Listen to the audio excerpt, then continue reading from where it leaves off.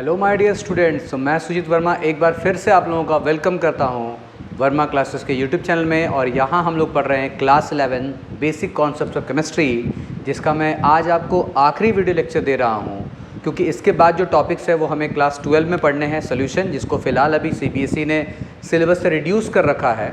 और जैसा कि मैंने पिछले वीडियो लेक्चर में आपको स्टोइशियोमेट्री रेशियो एंड स्टोइशियोमेट्रिक कैलकुलेशंस के बारे में बताया था, तो आई होप कि आपने वो वीडियो ज़रूर देखा होगा।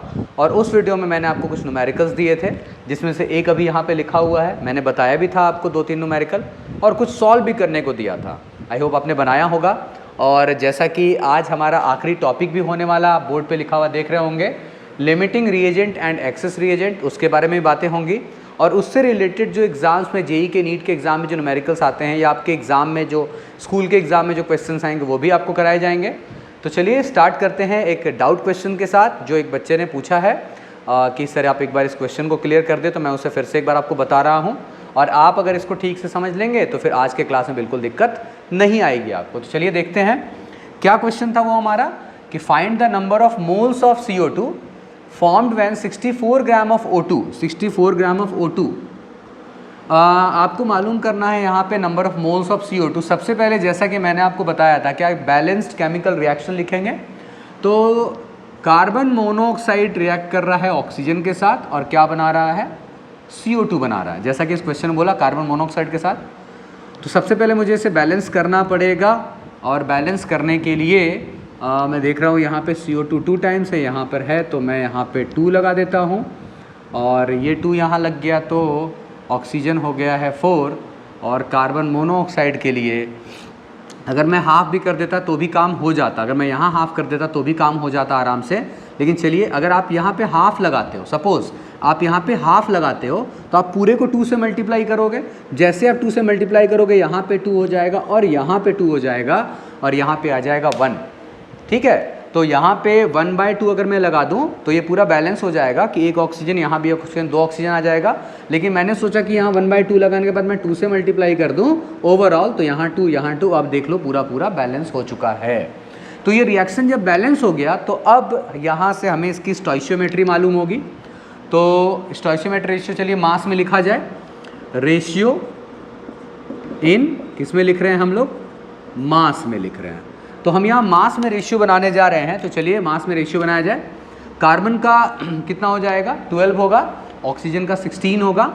तो कार्बन का 12 है और ऑक्सीजन का 16 है, मतलब कि 16 + 12 हो जा रहा है 28। और 28 वो भी 2 बार है, तो 28 2 टाइम्स अगर हो जाएगा तो वो हो जाएगा 8 8 16 और 28 दूनी 56, 56 ग्राम लिख देता हूँ यहाँ पे। ठीक है, O2 का आप देख लें, O2 यहाँ पर है, तो ऑक्सीजन का कितना होता है आपको मालूम होगा, कि ऑक्सीजन का भैया कितना होता है, 16 होता है। 2 ऑक्सीजन है, 32 ग्राम हो जाएगा। एंड CO2 44 होता है, मतलब कार्बन का 12 और ऑक्सीजन का 2 टाइम्स है, तो 16 × 2 32 हो गया, 32 + 12 44, 44 × 2 44 × 2 करेंगे आप, तो आ जा रहा है कितना, 44 88 ग्राम।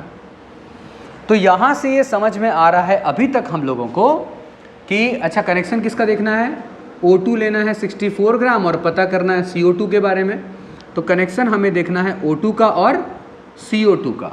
तो ये हमें समझा रहा है कि टू फॉर्म 88 ग्राम, अच्छा CO2 निकालना है कितना ग्राम, O2 64 ग्राम। तो एक काम कीजिए, आप ऐसा ले लो, आप उल्टा लिख लो, इस तरफ से लिख लो, 32 ग्राम ऑक्सीजन प्रोड्यूस कितना, 88 gram of CO2। 32 gram O2 क्या कर रहा है, 88 ग्राम CO2 प्रोड्यूस कर रहा है, वो हमें यहाँ से मालूम हुआ। हमें किसका निकालना है, 64 ग्राम हमें O2 दिया गया, 64 ग्राम O2 प्रोड्यूस, जैसा कि मैंने आपको बताया था। आप पहले कर लें x ग्राम, और इसको आप कर लें क्रॉस मल्टीप्लाई करें तो x 32 से होगा, 64 किससे होगा, 88 से होगा।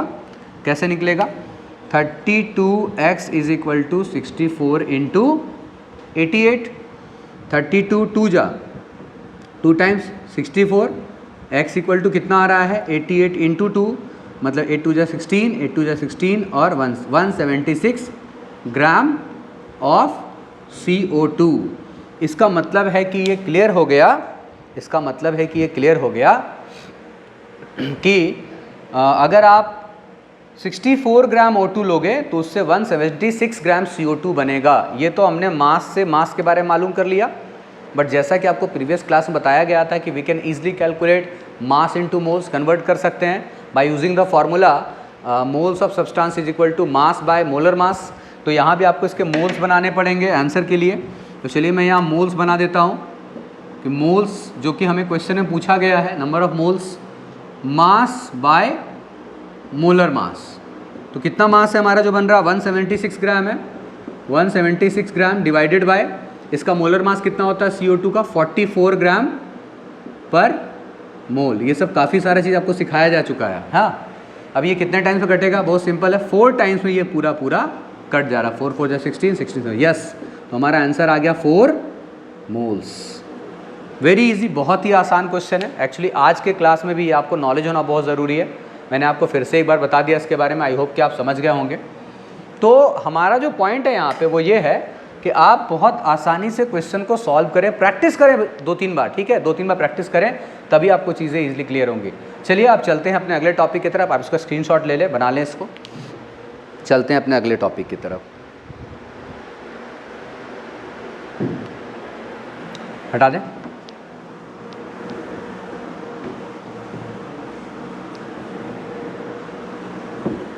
स्क्रीनशॉट ले लीजिएगा, बना लीजिएगा। चलिए अब आ जाते हैं हमारे आज के टॉपिक पर, और इस पर भी 1-2 न्यूमेरिकल्स करना है हम लोगों को, उसको भी देखना पड़ेगा। चलिए सबसे पहले क्या लिखा है यहाँ पे, limiting reagent and access reagent. देखिए नाम से ही पता चल रहा है, जो लिमिट में होगा मतलब जो कम होगा, जितना चाहिए उससे कम होगा, जितना हमें रिएक्शन के लिए अप्रोप्रिएट अमाउंट चाहिए उससे कम होगा, तो उसे हम लिमिटिंग रिएजेंट बुलाएंगे। और जो जितना चाहिए या जितना कंज्यूम होने के बाद अगर कोई बच जाएगा उसे हम एक्सेस बोलेंगे। मान लीजिए आप ऐसे सोचिए कि मान लीजिए सपोज़ कि आपको आपने कहीं से ऑर्डर ले लिया कि आपको 5 साइकिल बनाने हैं, ओके। तो 5 साइकिल अगर आपको बनाने हैं तो डेफिनेटली आपको उसके लिए 5 सीट चाहिए, 5 हैंडल चाहिए, 5 घंटी चाहिए। तो ऐसे, और टायर्स कितने चाहिए, 10 चाहिए आपको, क्योंकि एक साइकिल में 2 टायर लगता है। तो आपने सारी चीज़ें खरीद ली, लेकिन जब आप टायर खरीदने के लिए गए तो आपके पास पैसे कम पड़ गए। तो जब पैसे कम पड़ गए और आपने कम पैसों की वजह से सिर्फ 4 ही टायर खरीदे, हाँ आपने उससे पहले बाकी एसेसरीज खरीद लिया था, आपने 5 आपने सीट्स खरीद लिए थे, 5 आपने हैंडल्स खरीद ली थी, सब आपने खरीद लिया था। बट जब टायर खरीदने गए तो पैसा कम पड़ गया, तो इसलिए आपने सिर्फ 4 ही टायर खरीदे। तो अब आप क्या सीट से, हैंडल से, घंटी से साइकिल पूरा बना पाओगे जब तक टायर नहीं रहेगा? तो टायर अगर आपके पास सिर्फ 4 होंगे तो डेफिनेटली साइकिल सिर्फ कितने रेडी होंगे, 2 रेडी होंगे। यहाँ मैं आपको 2 तरह की बातें बताना चाह रहा हूँ, बहुत इंपॉर्टेंट है कि जब सिर्फ टायर 4 हैं तो साइकिल सिर्फ 2 ही बनेगा, भले ही सीट कितना भी हो, घंटी कितना भी हो, हैंडल कितना भी हो। तो यहाँ जो टायर है उसने साइकिल के प्रोडक्शन को रोक दिया, सिर्फ 2 साइकिल बन के आपको रोकना पड़ा, 2 साइकिल बना करके। तो ये जो 2 साइकिल आपको बनाना पड़ा, इस 2 साइकिल मतलब टायर जो यहाँ पे हुआ, ये हुआ लिमिटिंग रिएजेंट, जिसने प्रोडक्शन को रोक दिया, लिमिट कर दिया, ठीक है। जबकि दूसरी तरफ जो सीट है, जो घंटी है, जो हैंडल है, जो आपके पास एक्सेस में बच गया, जो कि कंज्यूम नहीं हो पाया, क्योंकि अगर और टायर होते तो और कंज्यूम होता, बट टायर नहीं होने की वजह से वो बच गया, तो उसे हम क्या बुलाते हैं, एक्सेस रिएजेंट बुलाते हैं। तो यही कॉन्सेप्ट है लिमिटिंग रिएजेंट और एक्सेस रिएजेंट का, कोई ज़्यादा टफ नहीं है। तो मैं आपको एग्जाम्पल के थ्रू समझाता हूँ। ये तो था जनरल कहानी के थ्रू बताया, अब मैं आपको एग्जाम्पल के थ्रू बताता हूँ। लिमिटिंग रिएजेंट के बारे में बात करें तो देखिए सबसे पहले मान लीजिए कि H2 + O2 से बना H2O। तो यहाँ पे मैं अगेन वही हाफ लगाऊंगा और उसको बैलेंस करने के लिए मैं 2 से मल्टीप्लाई कर दूंगा। तो यहाँ मैंने 2 से मल्टीप्लाई कर दिया, रिएक्शन पूरी तरह बैलेंस है। अब आप एक चीज़ समझिए कि स्टोइशियोमेट्री रेशियो कौन है और नॉन स्टोइशियोमेट्री रेशियो कौन है। पहले तो आप देखिए कि मैं मोल्स का रेशियो बना रहा हूँ 2, 1, 2। ये तो आप देखते ही बता देंगे कि यहाँ आगे 2 है, यहाँ आगे 1 है, यहाँ आगे 2 है।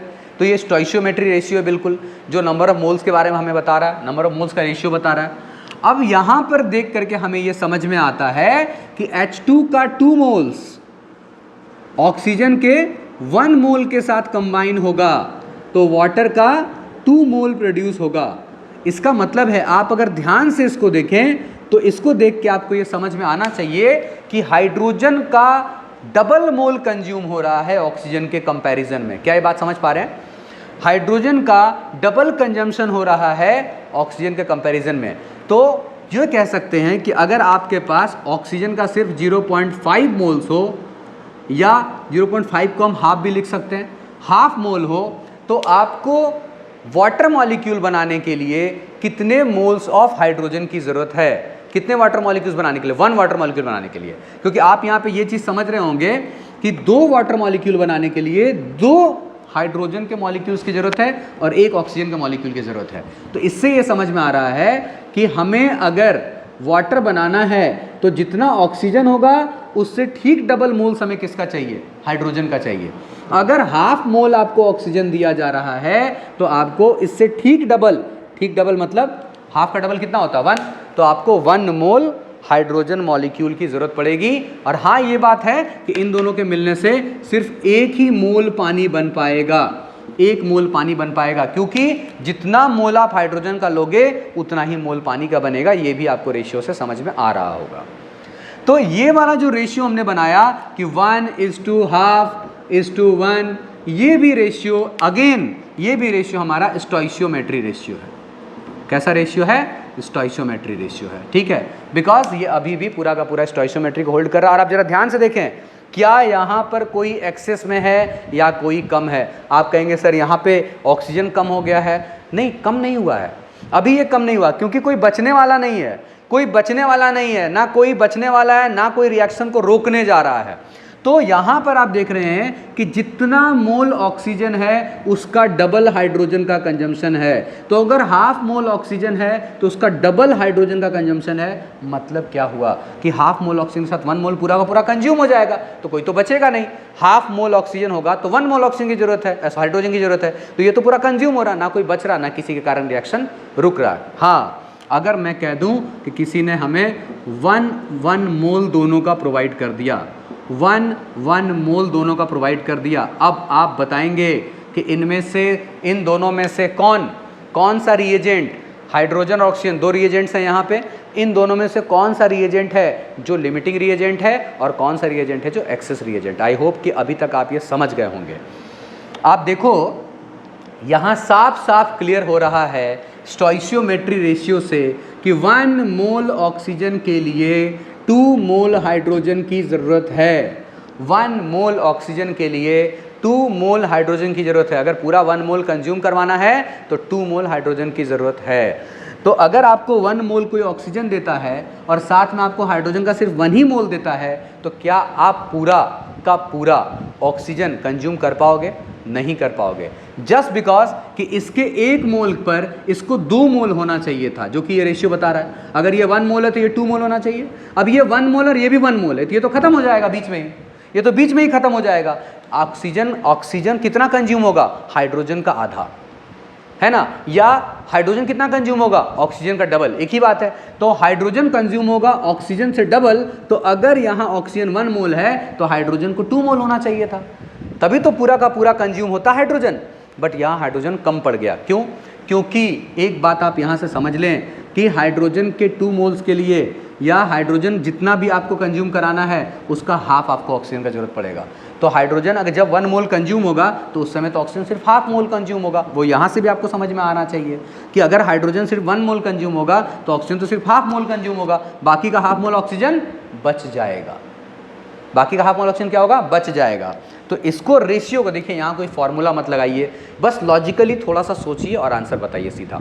आपको बड़े बड़े इंस्टीट्यूशन में हो सकता है कि आपको कई जगह पर जो है ना फॉर्मूला लिखा के याद करवाते नहीं। देखो यार, कुछ चीज़ें लॉजिकली भी आइडिया होनी चाहिए सॉल्व करने की। तो बहुत आसान तरीका मैं आपको बता रहा हूँ, आप बस देखो और देख के समझ के बता दो, हाँ ये लिमिटिंग है, ये access reagent and that's it.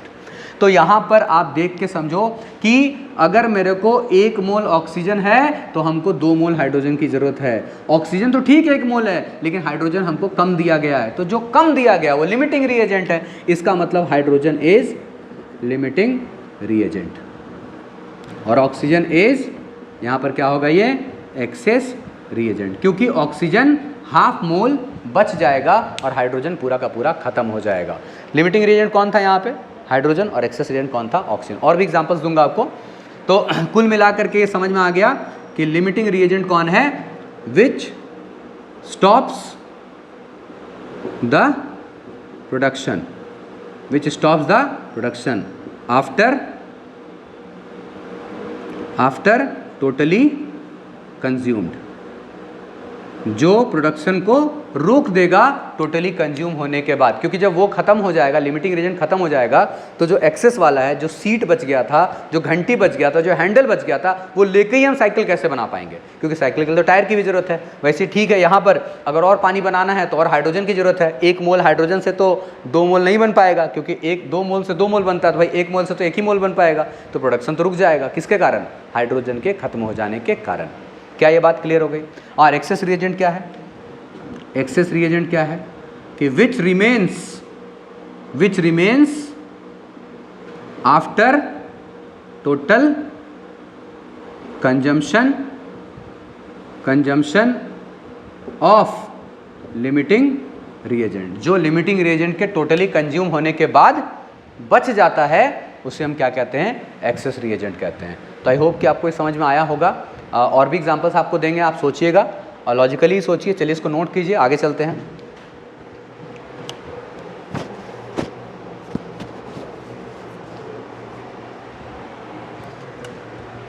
Note कीजिए इसको।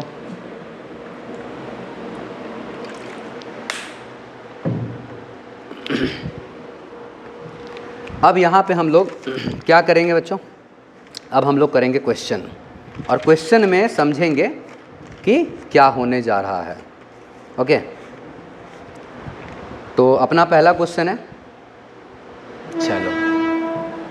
चलें हटा दें। हाँ,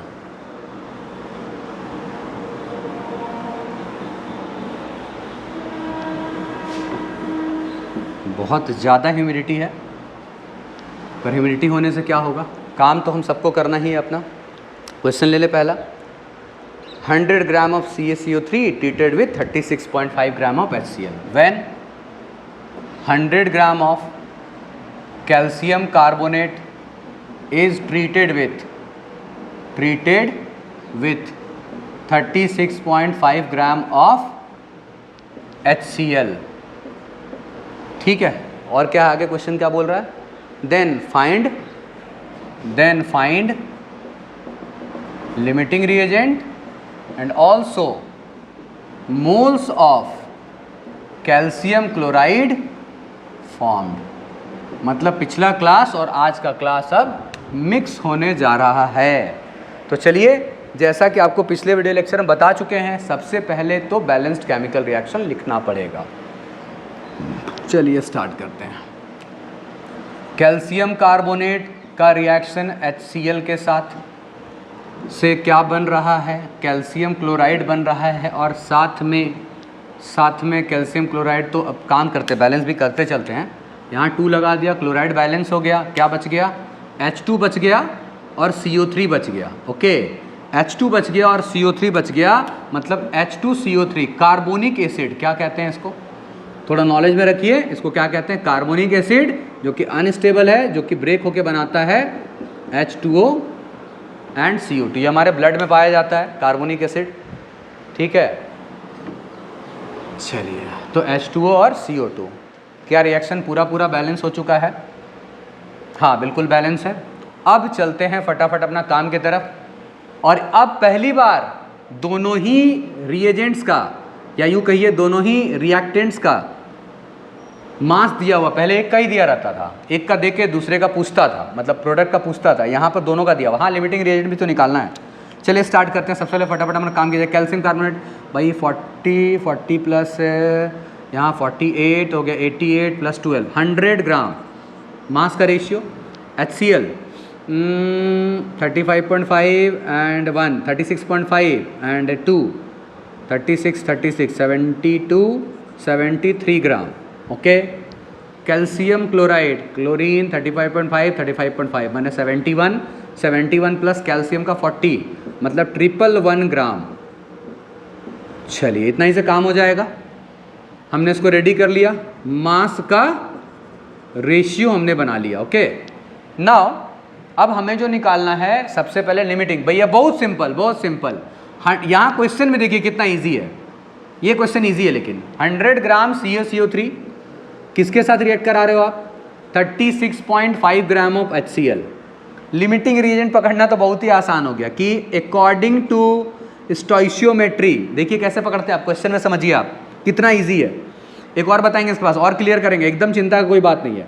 according to stoichiometry 100 gram CaCO3 है जो रिएक्ट करेगा 73 ग्राम HCl के साथ, तभी ना पूरा रिएक्शन होगा।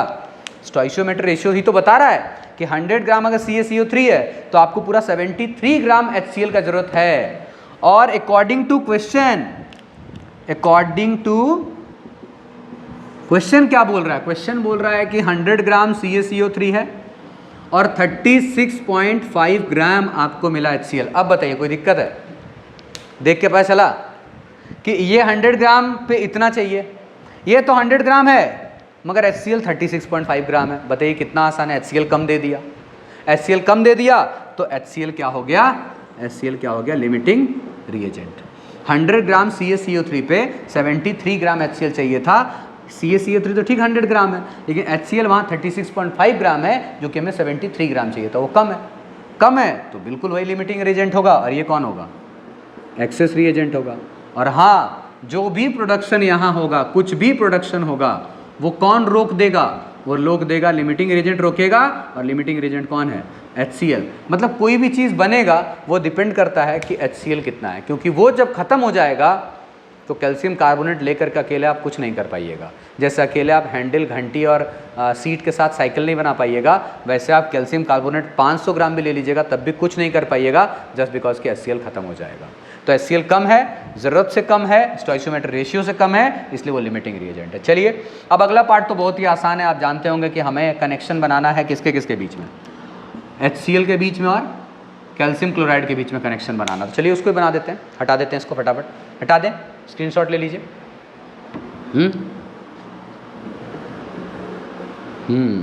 चलते हैं आगे आगे आगे आगे। 73 gram, since 73 gram of HCl produces 1 gram of CaCl2। अरे भाई ये सब तो जानते हो ना, मोल्स बना लेना बाद में। तो कितना दिया? 36.5 ग्राम ऑफ HCl प्रोड्यूसेस। भैया ये हाफ है, x लिख ही लो, चाहे तुम डायरेक्ट भी बना सकते हो। 111 का आधा कितना होगा? 55.5 मोल, वही आंसर होगा। सॉरी 55.5 ग्राम, उसको मोल्स बनाना पड़ेगा। चलो लिख लेते हैं थोड़ी देर के लिए। x gram cross multiply 73 gram into 73x into 36.5 into 111। 36.5 से तो 2 बार में कटा, 73, हाँ, और 2 से ये कट गया 55.5 ग्राम। तो x की वैल्यू आ गई 55.5 ग्राम। लेकिन ये तो ग्राम है, हमें मोल्स बनाना है। अब मोल्स बनाना है किसका? कैल्शियम क्लोराइड का। तो मोल्स बनाने के लिए क्या करते हैं? मास बाय मोलर मास। तो मास कितना आया हम लोगों का? 55.5 ग्राम आया है।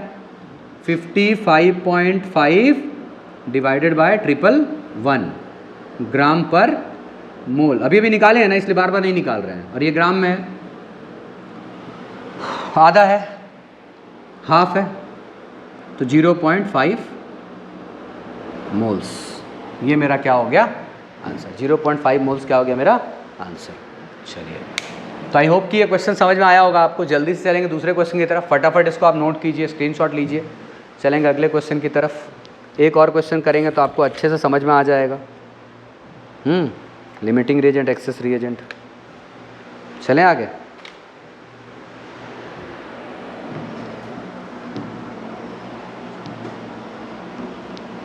यहाँ पे चेंज करना है, यहाँ पे चेंज करना है, लिमिटिंग ऑल्सो यहाँ पे चेंज करना है। तो पूरा क्यों हटाया जाए? उसको हटा दें।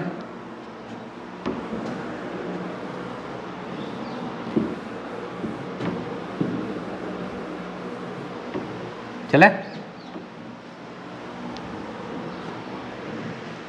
हाँ, क्वेश्चन में कितना लिया है भाई इस बार? क्या लिया है बुक में? 50 ग्राम N2, 10 gram H2, 50 gram N2, 10 gram of H2, वो अमोनिया बनाएगा। Also moles of ammonia form. यही क्वेश्चन है ना, देख लें। Also find the moles of ammonia, moles of ammonia. चलो ठीक है, चलो भाई। Moles of ammonia. इधर पूरा नहीं बनाएंगे यार, मोल्स ऑफ अमोनिया तुम लोग खुद निकालना, मास वास तक निकाल के छोड़ देंगे। उसके बाद क्या करना होगा, अमोनिया का मोलर मास 17 ग्राम पर मोल होता है, डिवाइड कर देना। लेकिन हाँ, पहले लिमिटिंग रिएजेंट इसमें सीखना थोड़ा सा फटाफट। बैलेंस रिएक्शन N2 + H2 से बनेगा अमोनिया। तो बैलेंस करने के लिए हम यहाँ 3/2 अगर लगाते हैं, 3/2 अगर लगाते हैं, बैलेंस एक काम करते हैं, N2 प्लस यहाँ पे कर देते हैं 2 NH3 नाइट्रोजन बैलेंस, और यहाँ लगा देते हैं 3। यस, अमोनिया बन गया। अब जब अमोनिया बन गया है, अमोनिया बन गया है तो कितना स्वेटिंग हो रहा है यार। अमोनिया बन गया है तो अब हम लोग स्टोइशियोमेट्री रेशियो बनाया जाए, किसका, मास का। मास का रेशियो बना लो फटाफट। N2 हो गया मेरा, नाइट्रोजन का कितना होता है, भूल गए, 14, 28 ग्राम। हाइड्रोजन का होता है 2 ग्राम, तो हो जाएगा 6 ग्राम। नाइट्रोजन का होता है 17, तो ये हो गया 34 ग्राम। ऐसे भी कंजर्वेशन ऑफ मास को तो फॉलो करेगा ना, 28 + 6 34। तो यहाँ पर अकॉर्डिंग टू स्टोइशियोमेट्री N2 28 है और H2 6 ग्राम है, और अकॉर्डिंग टू क्वेश्चन N2 50 ग्राम है और H2 10 ग्राम दिया है। ये ऐसे ही बनाया था ना पिछले बार भी। अकॉर्डिंग टू स्टोइशियोमेट्री ये है जो होना चाहिए था, और अकॉर्डिंग टू क्वेश्चन ये दिया हुआ। अब मालूम करना है लिमिटिंग रिएजेंट कौन है। तो लिमिटिंग रिएजेंट कौन है ये पता करने के लिए हम एक काम करते हैं, चलिए इसको कैंसिल आउट करते हैं 6 से। 6 × 1 = 6 और 6 × 4 = 24, फिर 4 बच रहा है 0.6, अगेन 4 बच रहा है 0.6, मतलब 1:4.66। According to stoichiometry 1 gram hydrogen पर 4.66 ग्राम नाइट्रोजन हमको चाहिए। हमेशा यही करेंगे, कैंसिल करके 1 बना लेंगे एक को। यहाँ भी कैंसिल कीजिए, 0 से 0 गया, 1:5। According to question, according to stoichiometry 1 gram hydrogen पर 4.66 ग्राम नाइट्रोजन चाहिए। इसका मतलब है कि अगर आप नाइट्रोजन ज़्यादा लोगे तो हाइड्रोजन भी ज़्यादा चाहिए होगा। तो नाइट्रोजन 4.66 की जगह कितना दिया है, 5। 4.66 की जगह नाइट्रोजन कितना दिया है, 5। तो क्या इतना हाइड्रोजन से काम चलेगा, नहीं चलेगा, क्योंकि अगर नाइट्रोजन आप ज़्यादा दीजिएगा तो अमोनिया बनाने के लिए हाइड्रोजन भी ज़्यादा लगेगा। वेरी सिंपल लॉजिकली, अगर नाइट्रोजन 4.66 ग्राम कंज्यूम होगा तो हाइड्रोजन 1 ग्राम चाहिए। तो अगर नाइट्रोजन आप 4.66 से अधिक दे रहे हो, 5 ग्राम दे रहे हो, तो फिर आपको हाइड्रोजन भी ज़्यादा देना चाहिए, लेकिन आपने हाइड्रोजन वही दिया 1 ग्राम, तो हाइड्रोजन पड़ गया कम। तो इसका मतलब है कि हाइड्रोजन पड़ गया कम, तो लिमिटिंग रिएजेंट कौन होगा, लिमिटिंग रिएजेंट कौन होगा, हाइड्रोजन होगा। लिमिटिंग रिएजेंट हाइड्रोजन होगा यहाँ पर। और एक्सेस रिएजेंट कौन होगा, एक्सेस रिएजेंट मेरा होने वाला है नाइट्रोजन। तो आई होप कि आपको समझ में आया होगा ये क्वेश्चन। लिमिटिंग रिएजेंट बनाने के लिए बहुत सिंपल तरीका, आप कैंसिल आउट करके 1 बना लें, उसके अकॉर्डिंग रेशियो देख लें, है ना। देन अभी हम लोगों का क्या है कि लिमिटिंग रिएजेंट निकल गया, एक्सेस रिएजेंट निकल गया, और जैसा कि हमें मालूम है कि जो प्रोडक्शन का फॉर्म होता है वो अकॉर्डिंग टू लिमिटिंग रिएजेंट होता है, कि अगर लिमिटिंग रिएजेंट ही खत्म हो जाएगा तो बाकी रिएजेंट बच के भी क्या कर लेगा, वो तो फॉर्म नहीं कर पाएगा ना अकेले कुछ भी चीज़। तो अब यहाँ से आगे आप वही पुराना वाला तरीका से बनाओ। चलो आप स्क्रीनशॉट ले लो, स्क्रीनशॉट ले लो। चलिए